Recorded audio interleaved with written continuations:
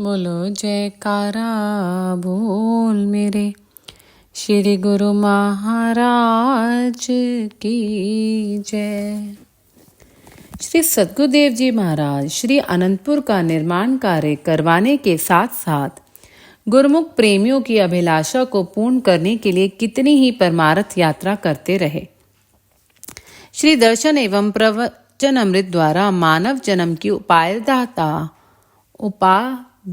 का बोध करवाते हुए पुनः श्री अनंतपुर लौट आते। जब भी पर्वों से पूर्व श्री अनंतपुर पधारते तो जहां जहां सेवा कार्य चल रहे होते, कई बार स्वयं उन डिपार्टमेंट में कृपा फरमाते, कई बार स्थायी निवासी गुरुमुखों को पास बुलाकर श्री दर्शनों का सौभाग्य प्रदान करते। गुरुमुखों के हृदय में भी सदा यही लालसा बनी रहती कि उन्हें महाप्रभु जी की समीपता प्राप्त हो। प्रेमी को अपने प्रीतम के सिवा और कुछ सूझता भी कहाँ है। ठीक जैसे चकोर निरंतर सारी रात चंद्रमा की ओर निहारता रहता है, क्योंकि उसकी चंद्रमा से सघन प्रीत है। चंद्रमा उदय होते ही मानो उसके जीवन को नव जीवन मिल जाता है। ऐसे ही प्रेमियों के प्राण भी अपने प्रियतम श्री सद्गुरुदेव में बसते हैं। उनका मन, चित्त, वृत्ति, विचार, सुरती की धारा सदैव प्रियतम के चरण कमलों से जुड़ी रहती है। वे समर्पित भाव से सदा उनके ही चिंतन में निमग्न रहते हैं। जहाँ सेवक के हृदय में अपने स्वामी को विशुद्ध प्रेम पाने के लिए तड़प जागृत होती है, वहां फिर भला स्वामी भी सेवक को मिलने के लिए अधीर क्यों ना हो। एक बार एक डिपार्टमेंट के कुछ गुरुमुख प्रेमी श्री चरणों में उपस्थित हुए। अंतर्यामी श्री प्रभु जी ने उनके हार्दिक प्रेम को देखते हुए अपनी मनोहर वाणी में ये पावन वचन फरमाए। गुरु भक्ति में विशुद्ध प्रेम ही सर्वोपरि है। जो प्रेमी है उसके सब मायावी बंधन स्वतः ही टूट जाते हैं और वह विकारों से रहित हो जाता है। जिसके हृदय में अपने इष्ट देव के प्रति अटूट श्रद्धा और विश्वास है, वही इस अनमोल प्रेम की दिव्य दात को पा सकता है। प्रेमी हर पल अपने प्रीतम की याद में निमग्न रहता है, फिर चाहे उसको प्रीतम की याद में रोना और तड़पना भी पड़ता है। यही वास्तविकता है। परम संत श्री कबीर साहिब जी कथन करते हैं, हंस हंस कंत न पाया, जिन पाया तिन रोए, हासी खेले पिय मिले, तो कौन दुहागिनी होए। अर्थात ईश्वर की प्राप्ति के लिए लौकिक रसों के आनंद से जो अनुभूति होती है उसका त्याग करना पड़ता है। यदि कोई कहे कि हर्षोल्लास से सब विषय भोगते हुए प्रभु से वियोग की पीड़ा की अग्नि में जले बिना ईश्वर की प्राप्ति हो जाए तो यह असंभव है। फिर तो कोई भी दुर्भाग्यशाली मालिक से दूर न रहता। जिसने भी ईश्वर को पाया है उसने प्रभु प्रेम में अधीर होकर आंसू बहाए हैं और सांसारिकता का त्याग किया है। तभी वे आत्माएं सुहागिन बन पाई हैं और उन्होंने मालिक की अथाह प्रसन्नता को पाया है।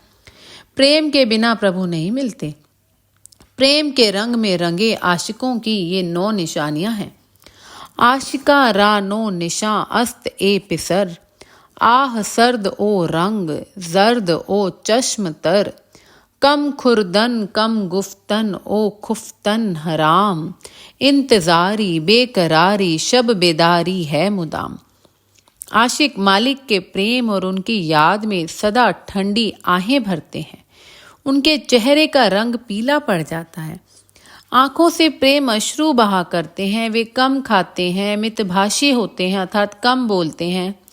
वह वाद विवाद से दूर रहते हैं। उनकी नींद उड़ जाती है और वे भजन बंदगी में रत रहते हैं। वे मालिक की प्रतीक्षा में नयन बिछाए रहते हैं। हृदय में बेकरारी और तड़प होती है। उनकी आत्मा सदैव अपने सद्गुरु से मिलने को आतुर रहती है। इन 9 निशानियों में से एक भी निशानी जिस प्रेमी के हृदय में दृढ़ होती है तो वह प्रेम की पराकाष्ठा को पाने के लिए उत्तरोत्तर पग बढ़ाता है और वही सच्चा प्रेमी प्रभु को घट में पा लेता है। हम हर प्रेमी के हृदय की अवस्था को जानते हैं। एक प्रेमी का हृदय सदा प्रेम से भरपूर रहता है। शरीर के शिथिल पड़ जाने पर भी उसके हृदय की प्रेम धाराएं कभी शिथिल नहीं पड़ती। उसके अंतर्मन में श्री दर्शन की लगन और प्रभु कृपा की चाह सदा बनी रहती है। आप सब गुरुमुख प्रेमी हैं। हम आप सबके प्रेम और भक्ति पर अति प्रसन्न हैं। प्रेम अवतार, प्रेम के आगार महाप्रभु जी के वरदमय वचनों को श्रवण कर और उनका असीम प्यार पाकर प्रत्येक गुरुमुख का हृदय प्रेम से तरंगित हो उठा। श्वासों में प्रेम की ही धुन और प्रेम की झंकार झंकृत होने लगी। एक नवीन उत्साह और उमंग लिए सभी पुनः अपनी अपनी सेवा पर पहुंच गए। प्रेम की साकार मूर्ति श्री सद्गुरुदेव जी महाराज का पावन ध्यान उनके रोम रोम व तन प्राणों में समा गया। प्रेमी की ऐसी भावना का वर्णन करती हुई संत दयाबाई जी अपनी वाणी में वर्णन करती हैं। सोवत जागत एक पल, नाहिन बिसरूं तो ही, करुणा सागर दया निधि, हर लीजे सुधि मोही। सोते जागते उठते बैठते एक पल एक क्षण भी आपकी मधुर याद मेरे हृदय से विस्मित न हो। हे करुणा के सागर, हे दया निधि, आप मेरी सब सुध बुध हर कर मुझे अपने में विलीन कर लो।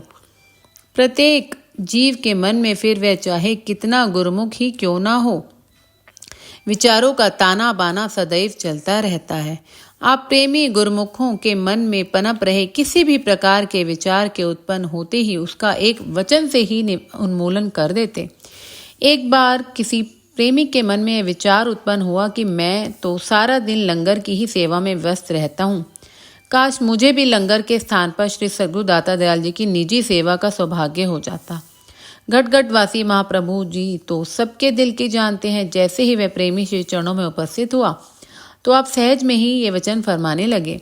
जो गुरुमुख भी श्री दरबार में आज्ञा के अनुसार जहाँ भी सेवा कर रहा है, अगर वह पूरे प्राणपन से उसे निभा रहा है तो समझो कि वह श्री गुरु महाराज जी की निजी सेवा ही कर रहा है और उसकी उस सेवा से श्री सद्गुरुदेव महाराज जी को हार्दिक प्रसन्नता हो रही है।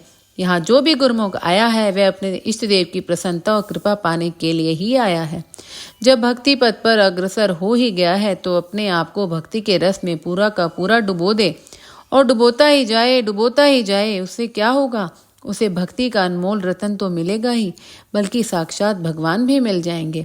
श्री वचन श्रवण करते ही उस प्रेमी के हृदय में प्रेम की मस्ती का रंग भर गया और वह श्री चरणों में दंडवत प्रणाम कर अपनी सेवा में जी जान से जुट गया। बोलो जयकारा बोल मेरे श्री गुरु महाराज की जय। दिव्य सत्संग भवन।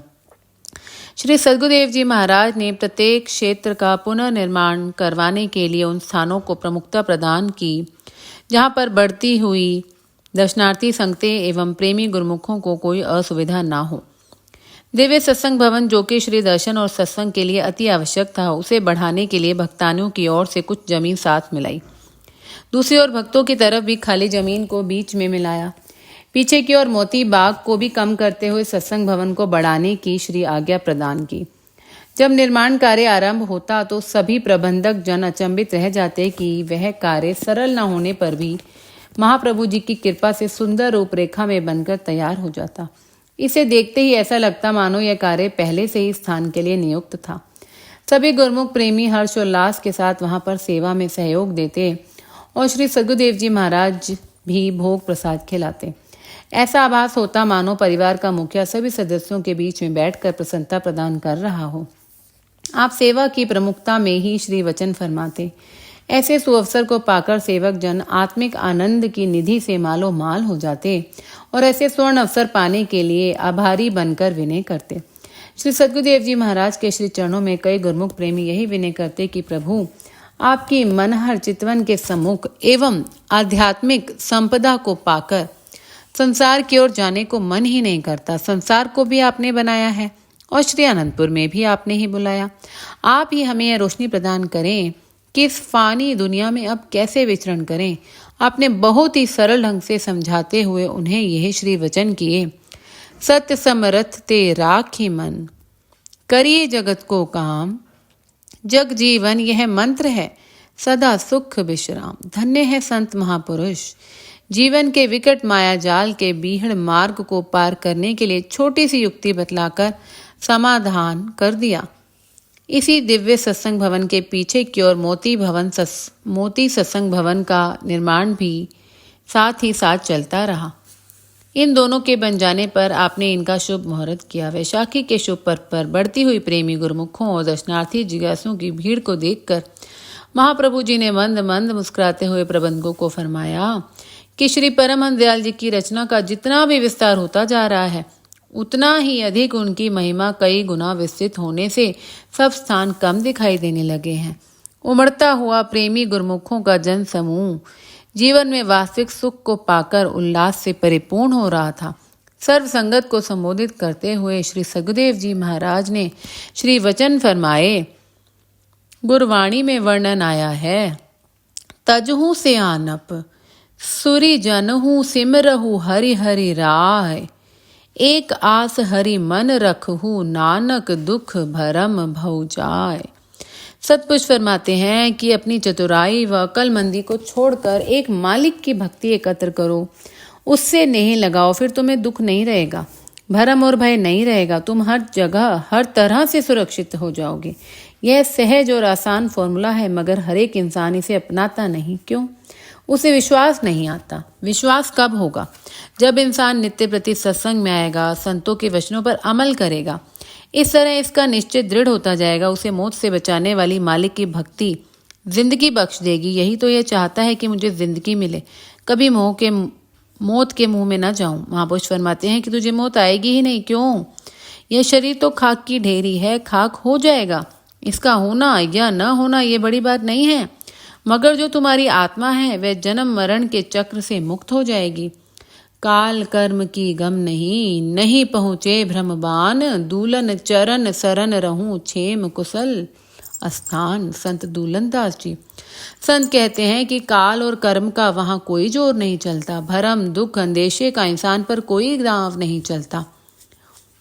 जीव हर तरह से सुरक्षित हो जाता है। इंसान जब इष्ट देव के चरणों में मालिक की भक्ति और नाम को अपना लेता है और हृदय में अपनी चीज को बसा लेता है, तो समझो उसके दुख दर्द सब समाप्त हो गए।